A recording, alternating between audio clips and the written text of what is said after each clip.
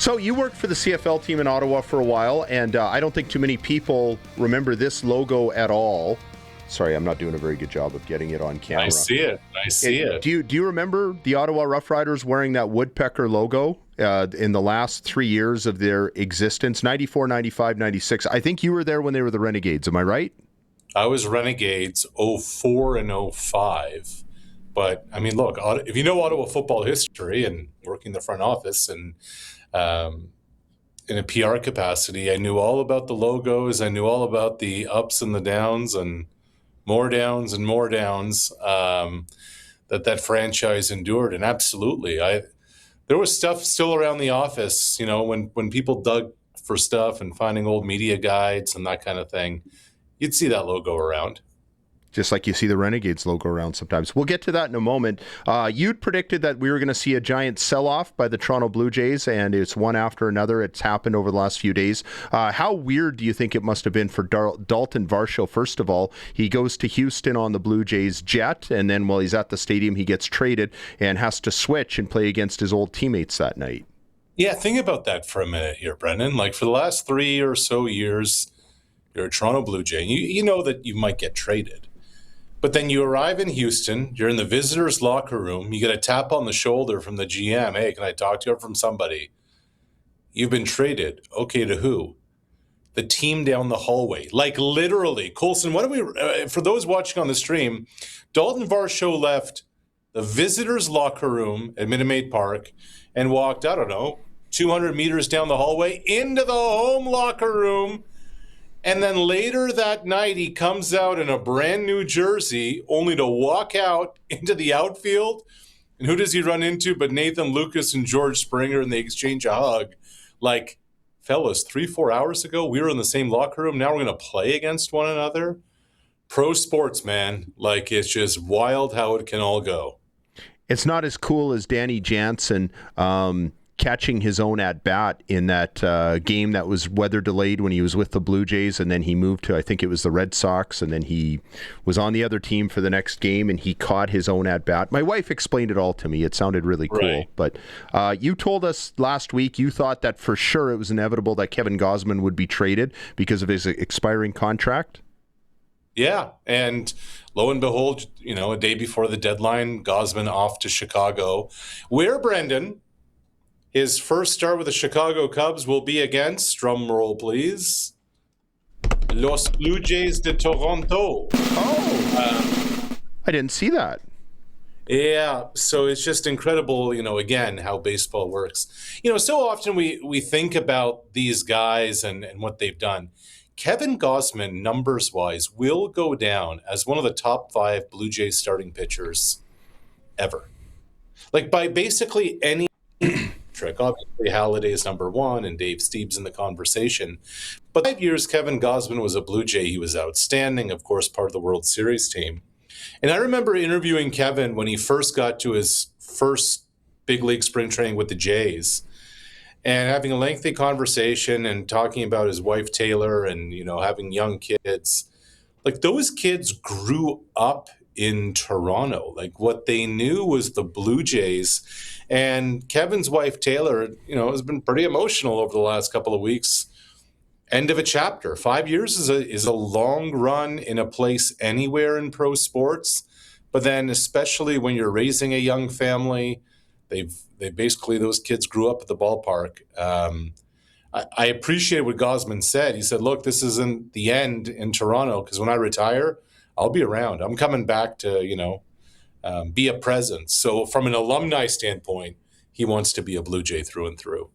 That's my favorite thing about professional sports, is how it connects Canadians and Americans and people of all different countries together. And that's something I think the world could use a little bit of right now. Jeff Hoffman. Let me just stop you there real quick. I think it's a really interesting point, because a lot of times you hear in baseball and the NBA all the reasons why guys don't want to come to Canada. Because of the customs, because there's no ESPN up here, because all the things we've heard over the years, the metric system, the different money. Guys come, some come up here and they're unhappy, blah, blah, blah.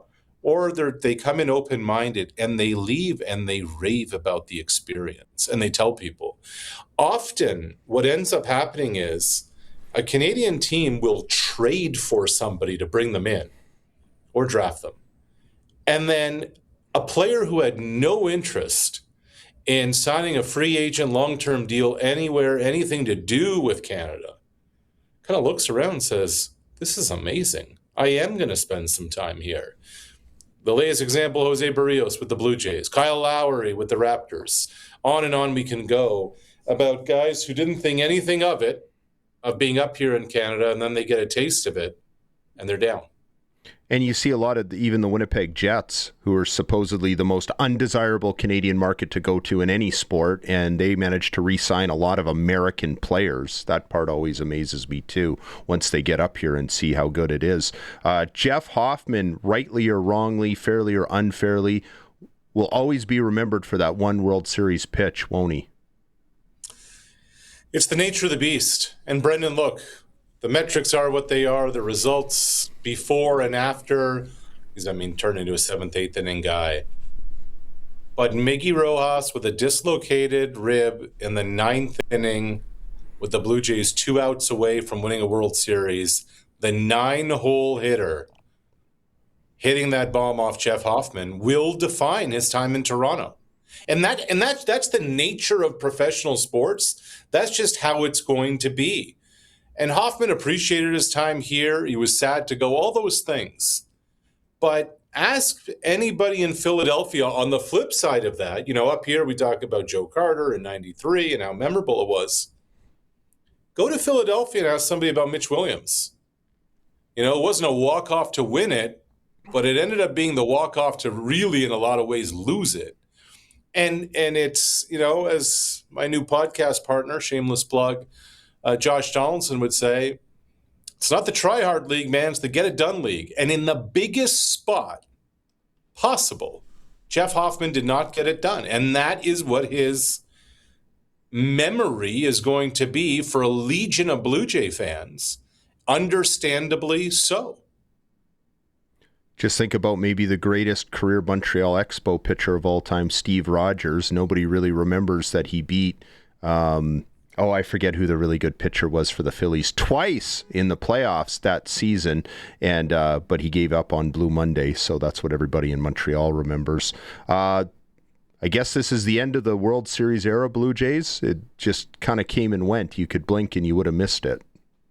Yeah, I wouldn't say that last part, though. It really felt like last September and last October kind of meant something. Like, I think there are a lot of people listening and watching right now who probably hadn't watched a lot of baseball. And then from about, October 20th onwards, just it became appointment TV for them. And every night you got into it and you followed it. But yeah, the moral of the story is win when you can, because you never know. You never know. You don't pick up where you left off. Everybody starts 0-0. And, you're that close to winning a World Series, and now you're tearing the whole thing apart and you're 15 games or 12 games below 500, whatever it is. Yeah, I often did the comparison of Anthopoulos to these guys, and he's won a ring with the Braves. They haven't. But that was a pretty cool year, I agree. And even the post-game celebrations in the playoffs for my wife and I, that was like must-see TV, and usually we don't watch all that goofy stuff. So it was a pretty cool memory anyways. Well, we've been talking CFL all show. Actually, we haven't talked that much of it yet. Speaking of sell-offs, is it underway with the Ottawa Redblacks with their 0-7 record now that they fired the defensive coordinator and they cut Geno Lewis? What happens when you're kind of in the bottom of the barrel and you haven't got a win yet and it's almost mid-season? Yeah, it's just inevitable.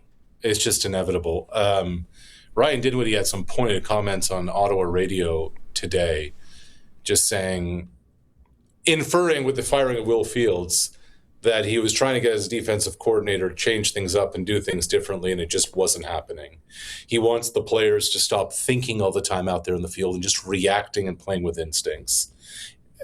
I'm never one to want anybody to lose their job, but it became clear that Shakur Brown was just not ready for prime time. He, along with Geno Lewis, was released, and it was Brown who was just getting torched all the time. You saw why Montreal cut bait and then went after him. So, look, there's more of this ahead, Brendan. Like, they're 0-7. It's essentially getting an early start now on training camp next year. The Redblacks season is toast. You got to figure out what you have, bring in guys to see what's available to you. And Geno Lewis publicly came out and said he didn't ask for this, but it's probably the best thing that's going to happen to him for this year and to try and kind of revive his career. Yeah, it seemed like he sort of wore out his welcome in Edmonton, although that was more of a financial thing, and then it happened in Ottawa. But you have to think he's probably still got some talent. He's a size guy. I don't think you lose that overnight. There's 7 teams. There's 7 teams that'll want Geno Lewis. Sure. Maybe even 8. Like, if Ed Hervey can get over his own feelings, add Geno Lewis alongside Austin Mack to have Cody Fajardo to go sling it to. Shoot, let's go. Like, in the old days, in the ancient old days, we used to talk about Labor Day cuts. That doesn't exist anymore. Geno Lewis can be the biggest add to a football team right now that feels like it's a contender or wants to become a contender. Obviously Hamilton's not, Ottawa's not, and Ottawa just cut him.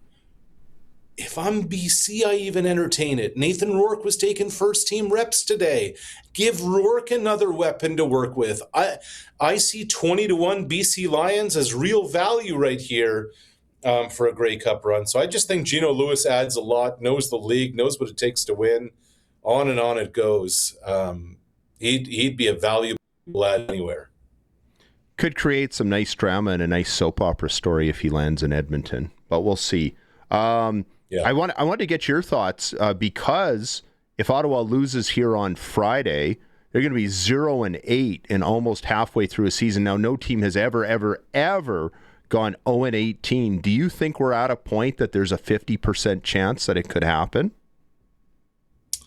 No, I think there's a win in there at some point. I mean, Hamilton's a disaster too without Bo. Look, if we're being honest, Ottawa should have beaten Winnipeg. You're up 17 in the fourth quarter. You're playing Drew Brown, for goodness sake. They just gave that thing away. The Redblacks are not very good. Are they a 1-6, 2-5 possibility? Maybe. They got a win or two in that tank. They're not going 0-18, but 2-16, 3-15. That ain't pretty either.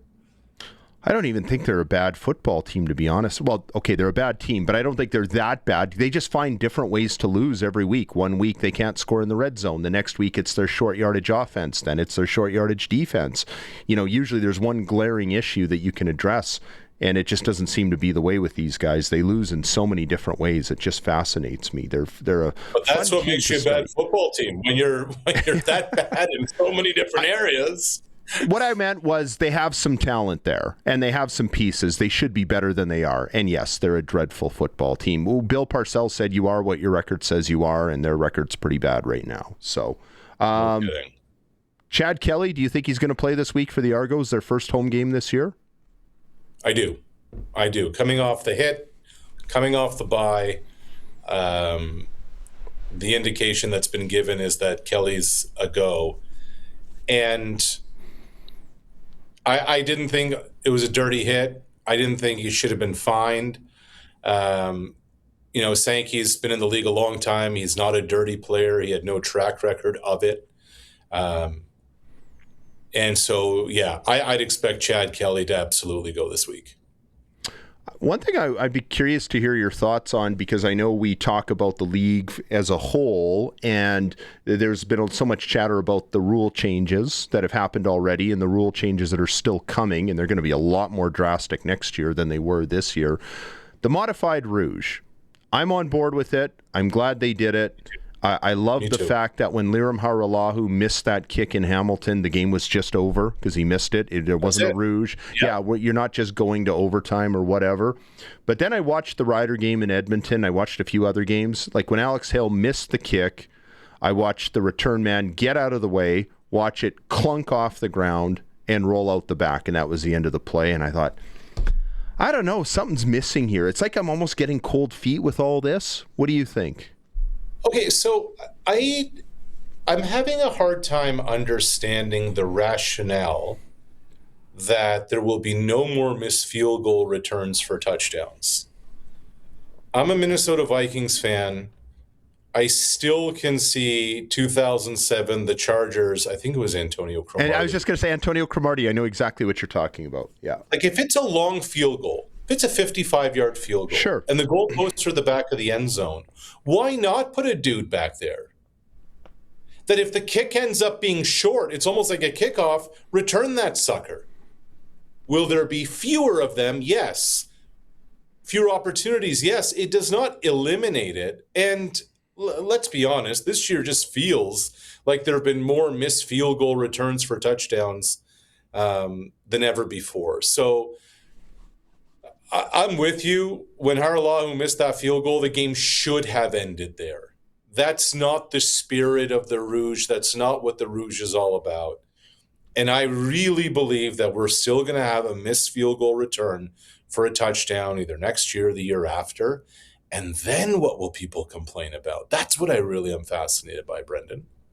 No, that's a good point. And I don't have any analytics to back this up. Maybe I should be more of an analytics data guy. But I believe that because of because of those missed field goal returns happening so often, I think that some coaches have been afraid, like they've wimped out from trying these long field goal tries. I feel like you're going to see more long field goal tries that could lead to more of those returns happening. And certainly we're not going to see them disappear completely. You're right. We're going to see fewer of them, but we're not going to see them disappear completely. Where I think the naysayers are missing the point is that now with this new rule, we have created or will have created a no zone between, I think, the 25 and 40 yard line or somewhere in there where you're too close to punt and you're too far away for a field goal. And we're going to see trickery. Teams are going to try and surprise punt, and you're going to see all kinds of crazy stuff happen. That's my thought. Well, I'll tell you this. I'm watching that Winnipeg game last week. And not only was that one of the worst losses that this team has had in the last, I don't know how many years. It's dreadful. But Mike O'Shea's insistence on 3rd and 2 to kick field goals, like, what are we doing here? Yeah, no, that's a good point. I was thinking that too. I'm glad you brought that up for sure. We're going to see more of those gambles. If you're in that no zone, if you're in that no man's land, man, let's go for it on 3rd and 4. Let's go for it on 3rd and 5. That's way more entertaining for a man. Like I quite enjoyed when Winnipeg and Ottawa went to overtime and we're not playing for a tie anymore. And it was a bit of a shootout. Let's kind of see what the best 2-point plays may be. Let's get more offense and let's get less. Look, punters are people too. I get the kicking game matters, but let's get fewer special teams units on the field and let's get more offense on the field. Let's see more 3rd and 4s. Let's see more 3rd and 5s. I think that's what a lot of people want to see. I can tell you that's what I want to see. And when they changed the convert rules, a big reason was to get coaches to go for it more, or to go for 2 more instead of 1 and be aggressive. And they still aren't doing it. Sometimes you have to legislate it. And I think that's what we're doing. The most lovable thing about Bill Belichick, and there's not a lot of lovable things about him, but when he was in that no zone, if it was 4th and 5 or less, he was going for it. There was no punting. There was no field goal kicking. But anyways, we could kick that around. We will do this again later this week. Thanks for this, my friend, and we'll talk to you again. All right, Brendan. Always good, bud.